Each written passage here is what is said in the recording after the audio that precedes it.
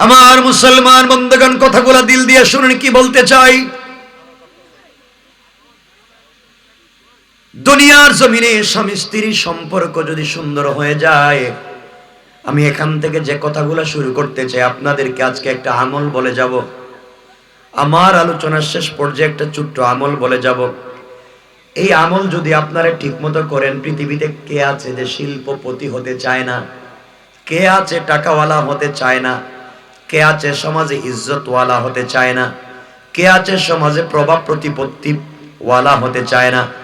আল্লাহর রাসূল বলেছেন তারা যদি এই আমল করে, ইন্তেকালের আগে আল্লাহ তাকে সমাজে সম্পদশালী বানায়া, শিল্পপতি না বানায়া, আল্লাহ তাকে দুনিয়ার জমিনে ইজ্জতওয়ালা না বানায়া, তার সকল দোয়া কবুল না করে আল্লাহ তাকে কবরে দিতে দিবেন না। সুবহানাল্লাহ বলেন। এই আমলটা আমি বলে দিব। যে আমল করলে রোগ হবে না, যে আমল করলে ক্যান্সার হবে না, যে আমল করলে প্যারালাইসিস হবে না, যে আমল করলে আল্লাহ টাকাওয়ালা বানাবি, বিশ্বাস হয় না? আরে নবীজি তো বহুতরে বানাইয়া দিছে এভাবে। যে আমল করলে হাত উঠাবার আগে দোয়া কবুল। আমি আমলটা সংক্ষেপ করে বলে দেব। ছোট্ট একটা আমল করলে জীবনের সব দোয়া, যে ছোট্ট একটা আমল করলে জীবনের সব চাহিদা, যে ছোট্ট একটা আমল করলে জীবনের সব চাওয়া আল্লাহ কবুল করে দিবেন। সুবহানাল্লাহ বলেন। আওয়াজ কমায় দিয়েছেন মানে আমি রেখে দিব। সুবহানাল্লাহ বলেন। এই ছোট্ট আমলের নাম হচ্ছে আস্তাগফিরুল্লাহ। একটা শব্দ, আর কিছু না। আমি লম্বা আস্তাগফিরুল্লাহ বলতেছি না, শুধু আস্তাগফিরুল্লাহ। কেমনে কেমনে ওটা বুঝাই দিচ্ছি। শুধু একটা শব্দ আস্তাগফিরুল্লাহ।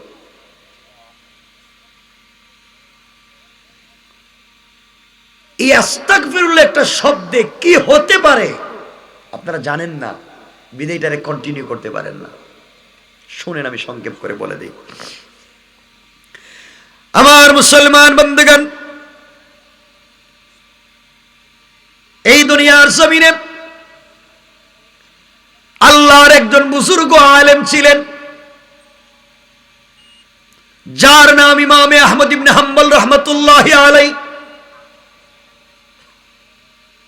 ইমামে আহমদ ইবনে হাম্বল রাহমাতুল্লাহি আলাইহি এত বড় বুজুর্গ ছিলেন, পৃথিবীতে প্রসিদ্ধ চারটা মাযহাবের এক মাযহাবের বাণী যিনি, হানাফি মাযহাব, শাফিঈ মাযহাব, মালিকি মাযহাব, হাম্বলি মাযহাব।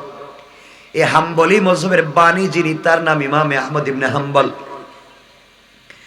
পৃথিবীর জমিনে সব থেকে বড় হাদিসের কিতাব যেটা, যার মধ্যে 40,000-এর বেশি হাদিস আছে, এই হাদিসের কিতাবের নাম মুসনদে ইমামে আহমদ ইবনে হাম্বল।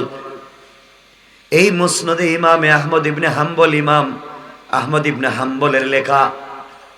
আমার বন্ধুগণ, এত বড় আলেম যিনি আমার নবীজিকে জিন্দা থাকতে 99 বারের মতো স্বপ্নে দেখেছে।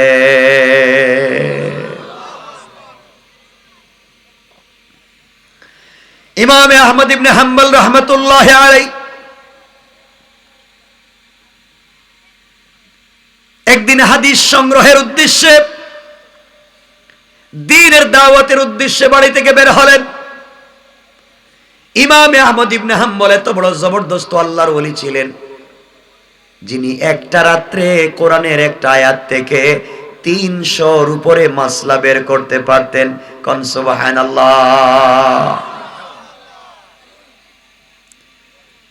দীর্ঘ পথ সফর করলেন, অনেক দূর পর্যন্ত পৌঁছে গেলেন। দীর্ঘ পথ চলে অনেক দূরে যাওয়ার পরে ইমামে আহমদ ইবনে হাম্বল দেখলেন কনকনে শীতের রাত্র, অন্ধকার রাস্তা, তিনি চিনবেন না কোথায় গিয়েছেন। ওখান থেকে যদি নিজের গ্রামে আবার ব্যাক করে আসতে হয়, পুরো রাত চলে যাবে, পরের দিন অর্ধেক চলে যাবে, তিনি আসতে পারবেন না। এই জন্যে ইমামে আহমদ ইবনে হাম্বল রাহমাতুল্লাহি আলাইহি চিন্তা করলেন তিনি একটা মসজিদে মাগরিবের সালাত আদায় করবেন। মাগরিব থেকে ঈশা পর্যন্তই মসজিদে বসে ইবাদত করবেন, তাসবিহ পড়বেন, জিকির করবেন। ইশার নামাজের পরে ওই মসজিদে বসে পড়বেন, ফজরের নামাজ ওই মসজিদে পড়বেন, সারা রাত এই মসজিদে কাটাইয়া দিবেন। সকাল হয়ে গেলে ফজরের সালাত পড়ে নিজের বাড়ির দিকে বের হয়ে যাবেন। পুরা রাত্র মসজিদে তিনি ইবাদত করে করে তাসবিহ পড়ে পড়ে জিকির করে কাটাইয়া দিবেন।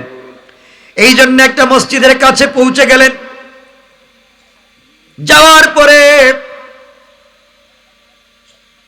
মাগরিবের সালাত ওখানে আদায় করলেন। মাগরিবের সালাতের পরে মসজিদের ভিতরে তাসবিহ পড়তে লাগলেন, জিকির করতে লাগলেন, হাদিসগুলাকে পড়তে লাগলেন। এভাবে ইশার সালাতের সময় হয়ে গেল।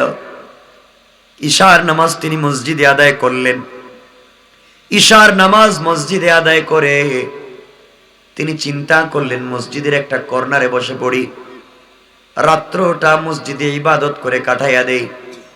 কিন্তু দুর্ভাগ্যের ব্যাপার, মসজিদ কমিটি অথবা মসজিদের কোনো মুসল্লি অথবা মসজিদের কোনো স্টাফ, মসজিদের ইমাম মুয়াজ্জিন খাদিম অথবা যে কেউ ডাক দিয়া বলছে, মুরব্বি কে আপনাকে চিনতে পারলাম না, ওখানে আপনি থাকতে পারবেন না। মসজিদের ভিতরে ইশার সালাতের পরে আমরা কাউকে থাকতে দেই না, আপনি বিন্দিসি, আপনাকে চিনি না, আপনাকে মসজিদ থেকে বের হয়ে চলে যাওয়া লাগবে।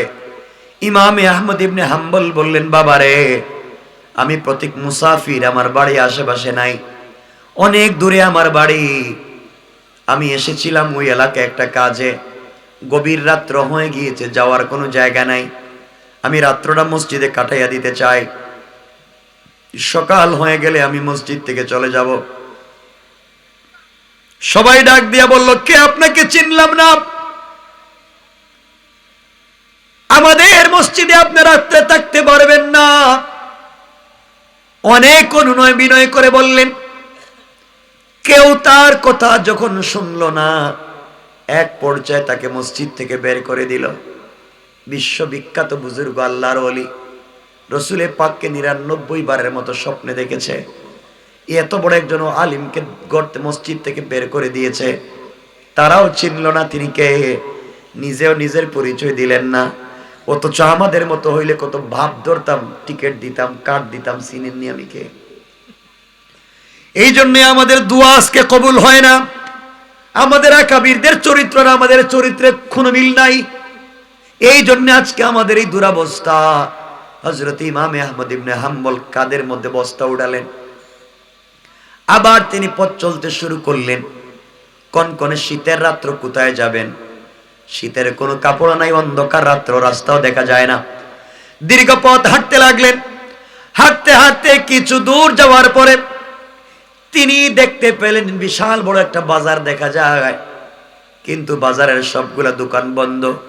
বাজারে যাওয়ার পরে তিনি চিন্তা করলেন এখন কোথায় যাব, কোন দিকে যাব। হঠাৎ করে তাকাইয়া দেখেন বাজারের মধ্যখানে গাছের গোড়ায় একটা ঝুপড়ি দোকান আছে, ওই দোকানটা খুলে আছে, আর একজন যুবক দোকানের ভিতরে বসে বসে রুটি বানিয়ে বানিয়ে বিক্রি করতেছে। তিনি চিন্তায় পড়ে গেলেন, এত রাত্রে পুরা বাজারের দোকান বন্ধ, আর এই যুবক গাছের গোড়ায় বসে বসে ঝুপড়ি দোকানে রুটি তৈরি করে, ব্যাপার কি? যাই তো, রুটি যেহেতু বানায়, চুলার ভিতরে আগুন আছে, আমি আগুন পোহাতে পারবো, শরীরটা একটু ঠান্ডার থেকে নিজেকে বাঁচাতে পারবো, দোকানের সামনে দাঁড়াইয়া দাঁড়াইয়া রাত্র কাটাইয়া দিব। যুবক যদি সারা রাত্র দোকান খুলে রাখে, আমি সারা রাত্র বসে থাকবো। এই বলে তিনি দোকানের পাশে চলে গেলেন, দোকানের সামনে চলে গেলেন। দোকানের কাছে গিয়া দোকানদারকে ডাক দিয়ে বললেন, বাবারে আমি পথিক মুসাফির, এই এলাকায় আমার বাড়ি নাই, দীর্ঘ পথ পাড়ি দিয়ে এলাকায় এসেছিলাম একটা জরুরি কাজে, একটা মসজিদে গিয়েছিলাম, সন্ধ্যার পরে দোকান খুলি, ফজরের সময় বন্ধ করে দেই, দিনের বেলা কোনো কাস্টমার আসে না, রাত্রবেলা রুটি তৈরি করি, কিছু কাস্টমারের কাছে বিক্রি করি, ফজরের আজান হয়ে গেলে দোকান বন্ধ করে দিয়ে চলে যাব। মুরব্বী, আপনি বুড়া মানুষ, আপনাকে চিনলাম না, কনকনে শীতের সময়ে আপনি দোকানের বাহিরে দাঁড়িয়ে কেন কষ্ট করবেন, আপনি দোকানের ভিতরে আসেন, বাকি সময়টুকুন আপনি আমার দোকানে কাটাইয়া দিতে পারবেন। ইমামে আহমদ ইবনে হাম্বল রাহমাতুল্লাহি আলাইহি যুবকেরা চরিত্র দেখে, ব্যবহার দেখে মুগ্ধ হয়ে গেলেন। দোকানের ভিতরে প্রবেশ করলেন। প্রবেশ করবার পরে আশ্চর্য কারবার তার চোখে পড়ল। আজীব এক ঘটনা দেখলেন। দোকানের ভিতরে গিয়ে তিনি দেখেন যুবকটা যখন খামির তৈরি করে রুটি বানাবার জন্য খামির বানায়, খামির বানাইতে পড়ে আস্তাগফিরুল্লাহ। খামির থেকে যখন বল তৈরি করে তখন পড়ে আস্তাগফিরুল্লাহ। বল থেকে যখন রুটি বানায় তখন জোয়ান পড়ে আস্তাগফিরুল্লাহ। রুটি তৈরি হয়ে যাওয়ার পরে যখন আগুনে দেয় পড়ে আস্তাগফিরুল্লাহ। আগুন থেকে নামাইয়া যখন রাখে পড়ে আস্তাগফিরুল্লাহ। কোন পাবলিক যখন তার কাছে রুটি কিনতে আসে, যুবক পড়ে আস্তাগফিরুল্লাহ। রুটি হাতে ধরাইয়া দিয়া পড়ে আস্তাগফিরুল্লাহ। রুটি হাতে দিয়া টাকা যখন নিজের হাতে নেয় পড়ে আস্তাগফিরুল্লাহ। টাকা হাতে নিয়ে নির্ধারিত জায়গায় রেখে দেয় আস্তাগফিরুল্লাহ। ইমামে আহমদ ইবনে হাম্বল আশ্চর্য হয়ে গেলেন। যুবক শুধু আস্তাগফিরুল্লাহ বলে কেন?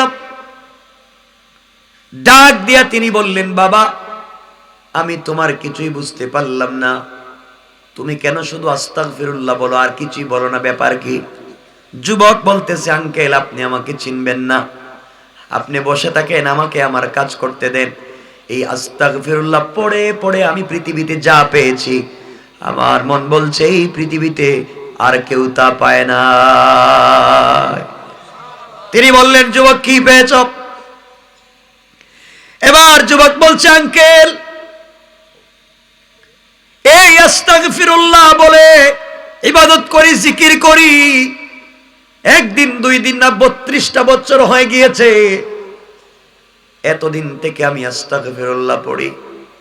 আস্তাগফিরুল্লাহ পড়ার বরকতে এই 32টা বছরে আমার বডিতে জ্বর সর্দি কাশির মতো কোনো রোগ হয় না। সুবহানাল্লাহ বলবেন না? জোরে বলেন, আরো জোরে বলেন। মুরব্বী আপনি জানেন না, আস্তাগফিরুল্লাহ বলবার কারণে এই 32টা বছর থেকে আস্তাগফিরুল্লাহর জিকির করি, আল্লাহ তাআলা আমার রিজিকে তো বরকত দিয়েছেন। এই ঝুপড়ি করে আমি রুটি তৈরি করি, এর বিনিময়ে আমি আমার পরিবার সহ 50 জন মানুষ চালাই। আমি এলাকার গরিব অসহায়কে দান খয়রাত করি, আমি মসজিদ মাদ্রাসা দান খয়রাত করি। এই যে রাত্রবেলা কয়েকটা টাকার রুটি তৈরি করে বিক্রি করি, এর বিনিময়ে 50টা উপরে সদস্য ফ্যামিলির চালাই, আত্মীয় স্বজনকে দান করি, গরিব অসহায় মানুষকে দান করি, মসজিদ মাদ্রাসায় দান করি। এত বরকত হয়েছে। এত কিছু দান করার পরেও দেখা যায় মাস শেষে আমার দোকানের, আমার পকেটের টাকা শেষ হয় না। সুবহানাল্লাহ বলেন। কারণ আমি আর কথা বলবো না, রাইখা দিব।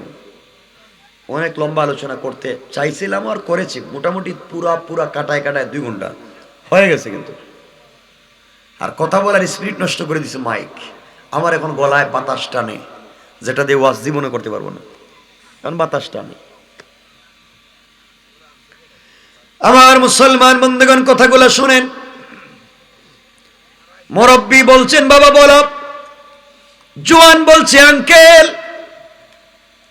আমার খাবারের ভিতরে তো বরকত হয়েছে, এত মানুষকে দান খয়রাত করি, এত কিছু আমি চালাই, এরপরে আমার পকেটের টাকা খরচ হয় না, শেষ হয় না।